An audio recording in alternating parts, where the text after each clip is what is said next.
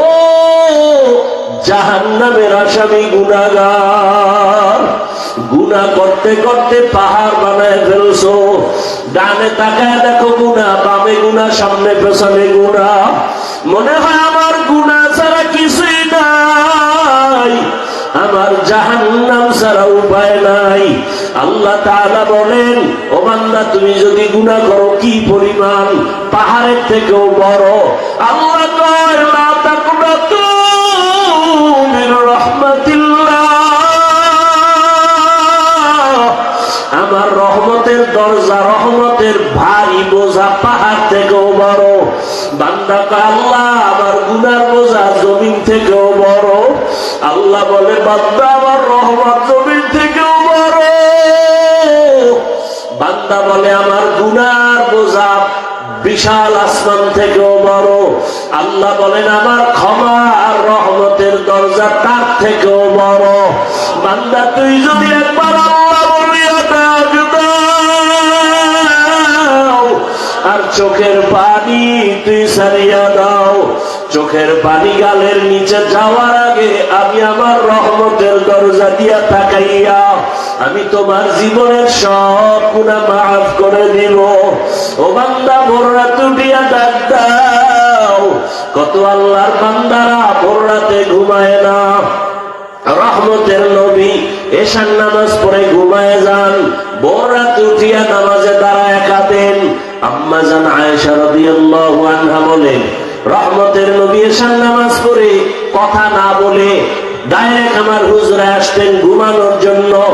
একদিনের ঘটনা, রহমতের নবী বললেন, আয়েশা আজকে আমি ঘুমাবো না, আপনার থেকে একটু ছুটি চাই রাতের জন্য। আয়েশা বলেন, আমি ভাবলাম অন্য কোন বিবির ঘরে হয়তো যাবেন, আমি না করব কেন? মুস্কি হেসে বললাম, ইয়া রাসূলুল্লাহ আপনি অন্য ঘরে যান, যেখানে যান বাধা নাই। কিন্তু আম্মা জান আয়েশা বলেন, অন্য কোন বিবির ঘরে নবী যান নাই। আমি তাকায় দেখতেছি শুইয়া শুইয়া রহমতের নবী রাতের গভীর অন্ধকার নবী নামাজের মুসাল্লায় দাঁড়ায় গেলেন। নবী নামাজে দাঁড়াইয়া জোরে জোরে তেলাওয়াত শুরু করলেন। আলহামদুর পরে সূরা বাকারা পড়তেছে, নবী তেলাওয়াত চলতেছে চলতেছে, আর নবীর কান্না, নবীজির চোখ মোবারক থেকে পানি পড়ে দাড়ি ভিজিয়া যায়। আমি আয়েশা ভাবলাম বড় সূরাটার অর্ধেক গিয়া রুকুতে যাবেন, নবীজি পুরা বাকারা সূরা পড়লেন, রুকুতে গেলেন না। এরপরের সূরাও শুরু করলেন, রুকুর খবর নাই। এরপরের সূরাও শুরু করলেন, রুকুর খবর নাই। এভাবে করতে করতে এমন কান্নাও চলতেছে দীর্ঘ সময়। নবী অনেক টাইম নিয়ে তেলাওয়াত করিয়া সবে মাত্র রুকুর মধ্যে গেলেন। মনে হয় আমি ভাবলাম নবীজির জীবনের শেষ নামাজ, মনে হয় নবী বিদায় হয়ে যাবে। নবীজি জীবনের শেষ নামাজে দাঁড়াইলেন, রুকুর থেকে নবী আর উঠেন না, কান্না চলতেছে নবীর। আমি আয়েশা তাকায় দেখতেছি, অন্তরে ভয়, নবী বোধহয় বিদায় হয়ে যাবে, আর বাঁচবেন না, আমাদের এতিম করে চলে যাবেন। নবী রুকুর থেকে উঠে না। দীর্ঘ সময় পরে নবী রুকুর থেকে উঠিয়া মাথা উঁচু করে দাঁড়ালেন, আবার কান্না চলতেছে। সর্বশেষে সেজদায় চলে গেলেন। প্রথম রাকাতের প্রথম সেজদায় গিয়া নবী কান্না আর কান্না, দ্বিতীয় সেজদারও খবর নাই। মায়ার নবী এত অঝোর ধারায় কান্না, নবী সেজদা থেকে মাথা উঠান না। মাঝে মাঝে আমি ভয় পেয়ে গেলাম, নবী বোধহয় মরণের বিছানায় গেলেন নাকি, নবী বোধহয় জীবনের শেষ সেজদায় পড়ে গেলেন। প্রথম রাকাতের প্রথম সেজদা, দ্বিতীয় সেজদা করেন নাই। এমন অবস্থায় হঠাৎ করে আমি আয়েশা শুনি বেলালের আওয়াজ। বেলাল ডাক দিয়া কয়, ইয়া রাসূলুল্লাহ উঠে, ফজরের তো প্রস্তুতি নেন, ফজরের নামাজের সময় কাছাকাছি। রহমতের নবী এক রাকাতের এই প্রথম সেজদা মাত্র। বেলালের আওয়াজ পাইয়া আমি ভয় পেয়ে গেলাম, ফজরের সময় কাছাকাছি চলে আসলো। আম্মা জান আয়েশা রাদিয়াল্লাহু আনহা কাঁদেন, নবীজির এত করুণ কান্না, আমি ভয় পেয়ে গেলাম। রহমতের নবী ভোর রাতে আমার মাওলার সাথে কথা বলেন।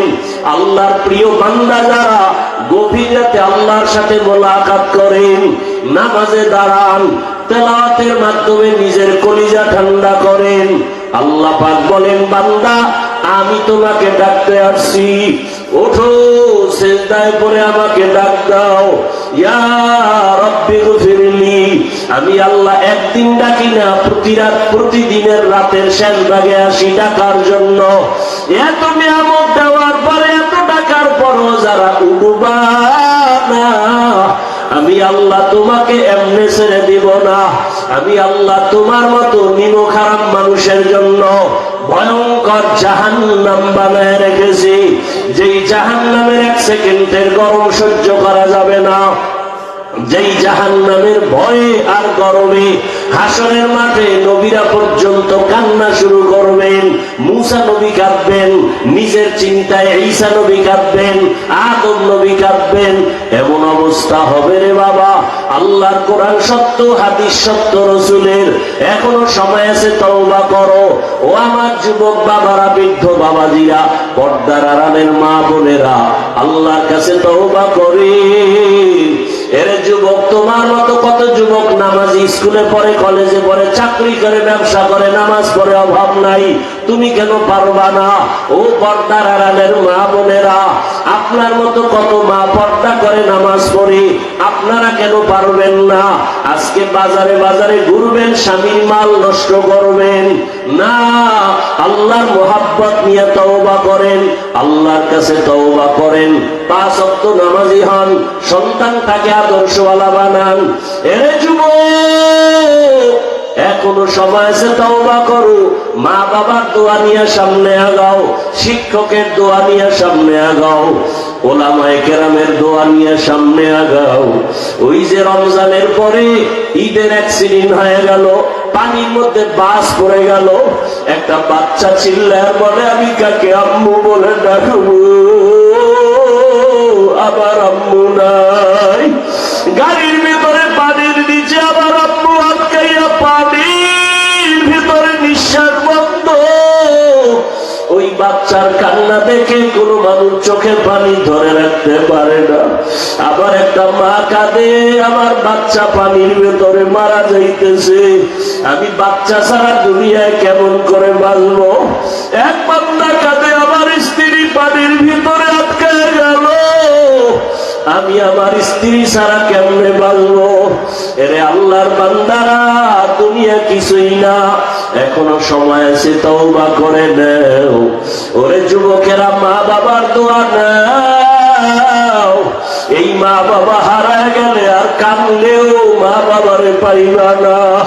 ওই মায়ের দোয়া নিয়ে সামনে আগাও। গুনার কথা স্মরণ করিয়া যদি চোখে পানি না আসে, মনে করিও আল্লাহ বেজার হয়ে গেছে। মায়ের দোয়া নাও, বাবারে পাইলে দোয়া চাইও। বাবায় যদি মাথায় হাত দিয়া দোয়া করে, আর সে আজিমে চলিয়া যাবে। মাকে যদি বলতে পারো, মা আমার মতো গুনাহগার কেউ নাই। আজকে কত বান্দা দেখি মোনাজাতে কান্না করে, আমার চোখে পানি নাই। ও মা, তুমি একটু দোয়া করে দাও, মাথায় হাত দাও।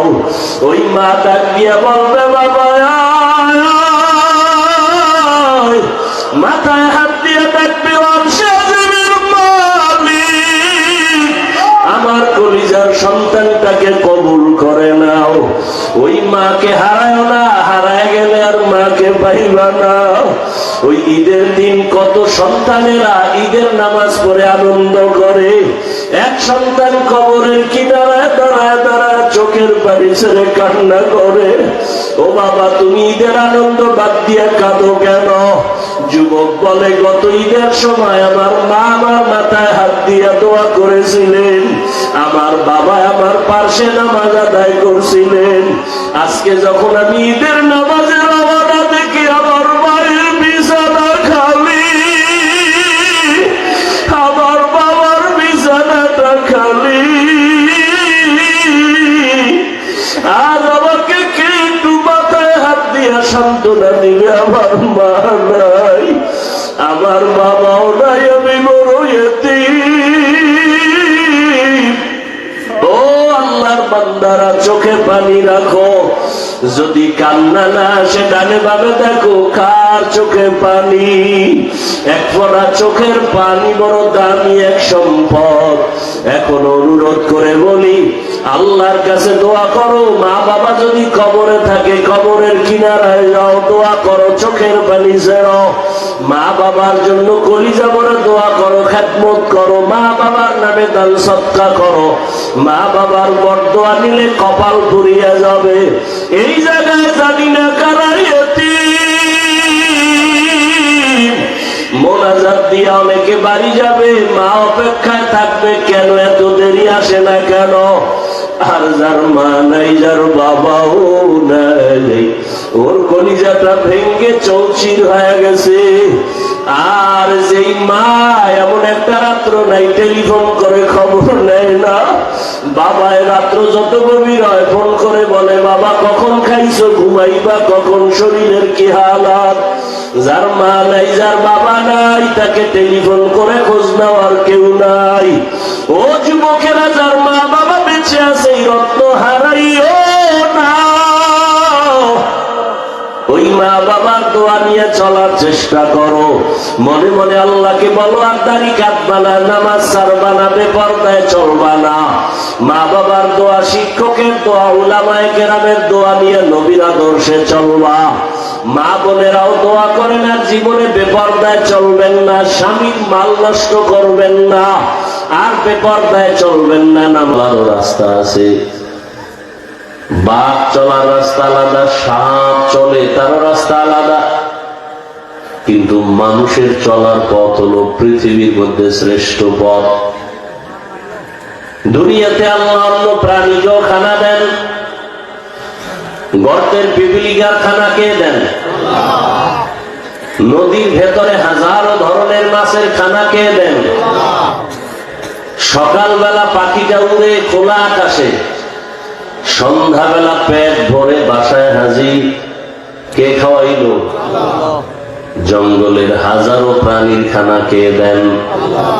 কিন্তু মানুষের খানা আল্লাহ আলাদা করে বানাইছেন। মানুষের খানার মতো পিওর এবং দামি খানা আর কোন প্রাণীকে আল্লাহ দেন না। মানুষের যত খানা সব পিওর। ভাত খাবেন, চালটা কাভার করা, রুটি খাবেন, গমটাও কাভারে আটকানো, ময়লা যেন আপনার পেটে গিয়ে ক্ষতি না করে। আবার এই ভাত বা রুটি খাওয়ার জন্য আপনার তরকারির প্রয়োজন, তাও আল্লাহ ব্যবস্থা করেছেন। কত ধরনের সবজি, আবার এই সবজিগুলো রেডি, কিন্তু মশলার দরকার। কি? মরিচ, হলুদ, পেঁয়াজ, রসুন, আদা, এলাচি, এগুলো সরকার বানাইছে? কে বানাইছেন? আল্লাহ কোরআনে বলেন, ওয়া আদাসিহা ওয়া বাসালিহা, মশলাও বানাইছেন কে? এবার তোমার মশলা রেডি, এবার তোমার সবজিও রেডি, কিন্তু পাকানোর জন্য আগুনের প্রয়োজন। দুনিয়ার কেউ তোমার আগুনের ব্যবস্থা করে নাই, আল্লাহ আমাদের জন্য আগুনের ব্যবস্থাও করেছেন। যেই আগুন ঘর জ্বালায় দেয়, যেই আগুনে ফ্যাক্টরি জ্বালায় দেয়, যেই আগুন পুরা গ্রাম ধ্বংস করে দেয়, সেই আগুনে উপকারও করে, করে না? ওই আগুন না হলে ভাত পাকানো যাবে না, ওই আগুন না হলে তরকারি রান্না করা যাবে না, ওই আগুন না হলে কয়লা হবে না, কয়লা না হলে বড় বড় মিল ফ্যাক্টরি চলবে না। এই আগুন আল্লাহ আমার আপনার উপকারের জন্য দিয়েছেন। এবার আপনার কাছে তরকারি আছে, রান্নাও শেষ, কয়দিন এক তরকারি খাবেন?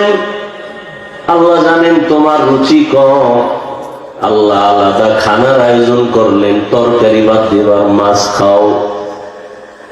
কত হাজার ধরনের মাছ, সব তোমার জন্য নাকি আল্লাহ মাঝে মাঝে খান? সব আমাদের জন্য। মাছ আর কতদিন খাবো? তাহলে আমি আল্লাহ ভিন্ন দিকে গোশত হালাল করলাম। গরু, ভেড়া, বকরি, পাখির গোশত খাও, উটের গোশত খাও। গোশত রেডি, মাছও রেডি, তরকারিও, রুচি নাই। ডাক্তারের ঔষধ খায় রুচি বাড়ানোর দরকার নাই। রুচি বাড়ানোর জন্য আমি মেডিসিন দিলাম।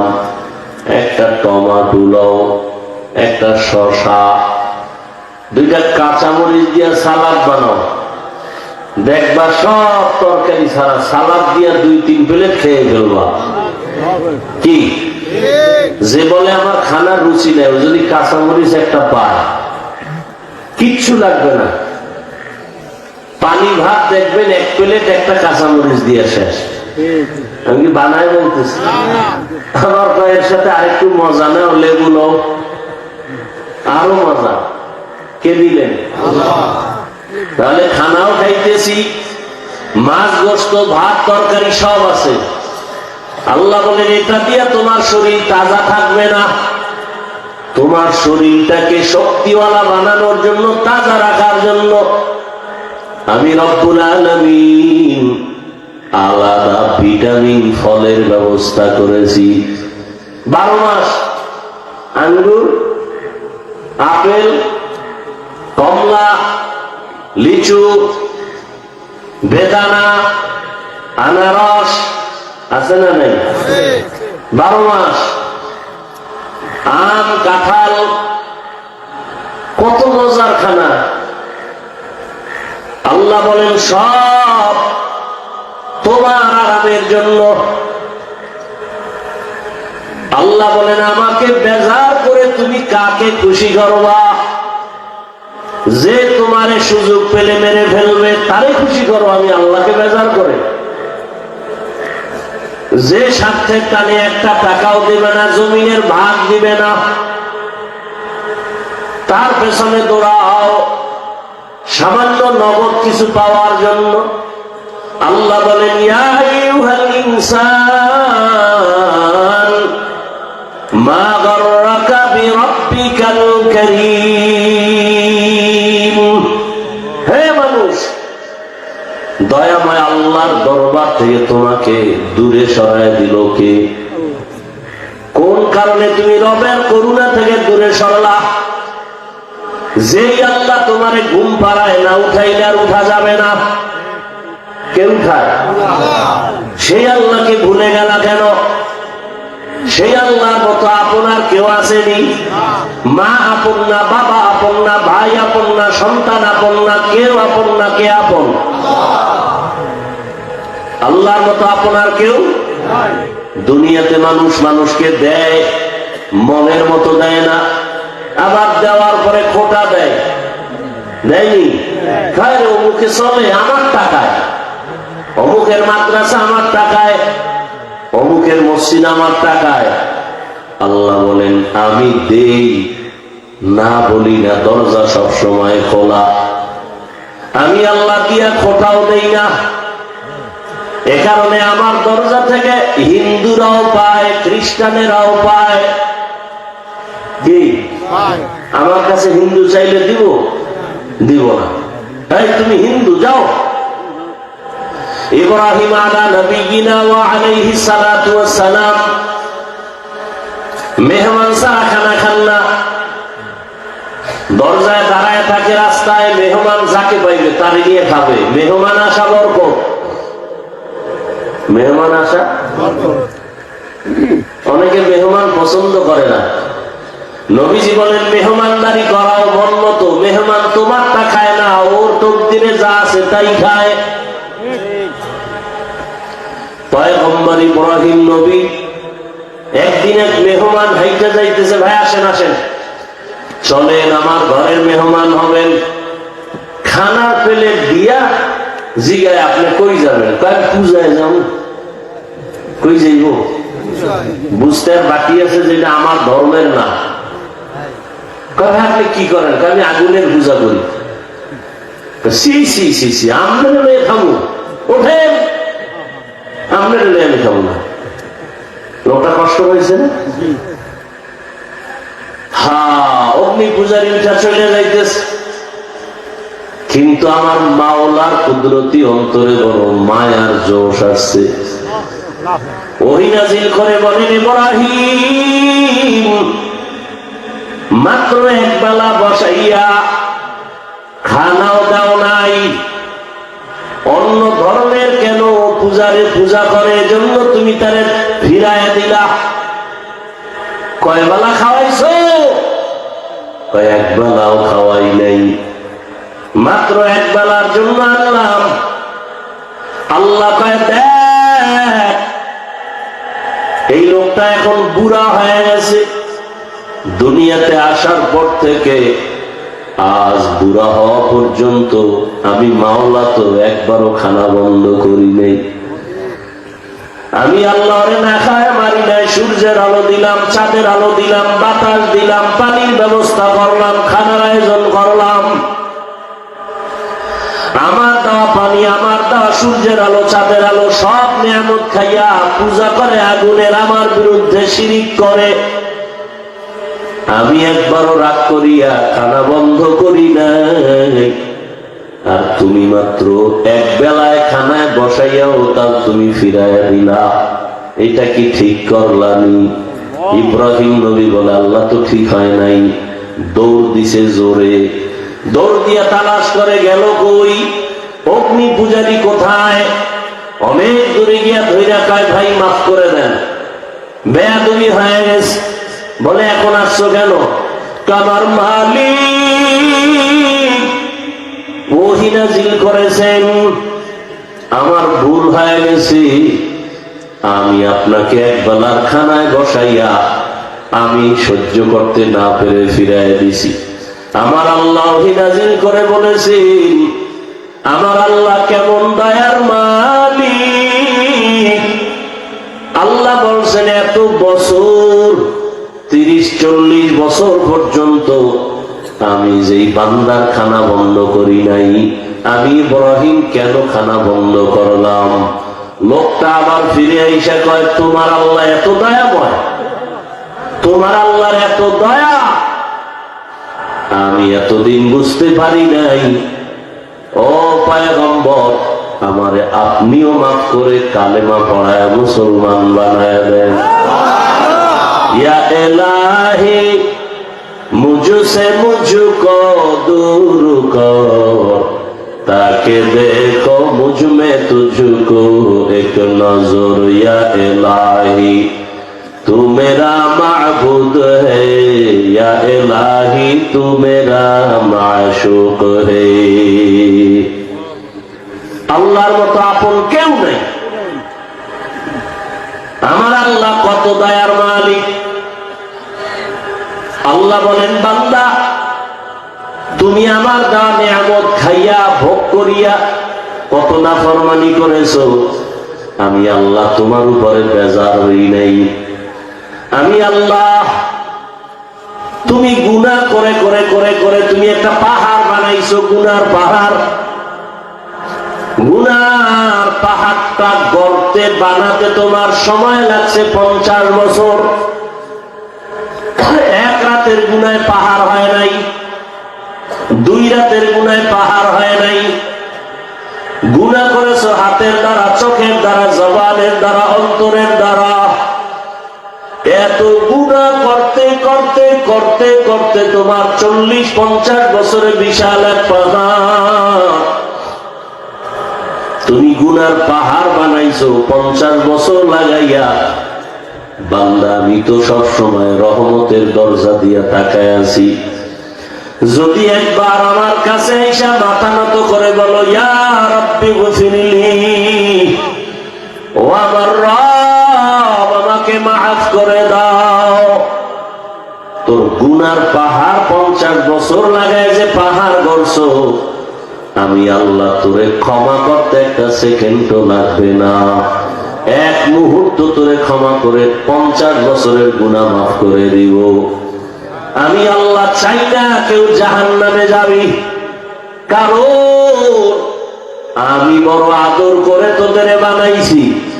আমার ছেলে নাই, মেয়ে নাই, কেউ নাই, আমি আল্লাহ বড় আদর করে বানাইছি মানুষ। সূর্যটা তোমার গোলাম, চাঁদ তোমার গোলাম, জমিনটা তোমার গোলামির জন্য, পাহাড় তোমার গোলামির জন্য, সব আমি তোমার জন্য ব্যবস্থা করেছি। বিনিময় কিচ্ছু চাই না, টাকা চাই না, বাড়ি চাই না, কিছুই চাই না। সূর্য বানাইছি আমি তোমার জন্য, চাঁদ বানাইলাম আমি তোমার জন্য,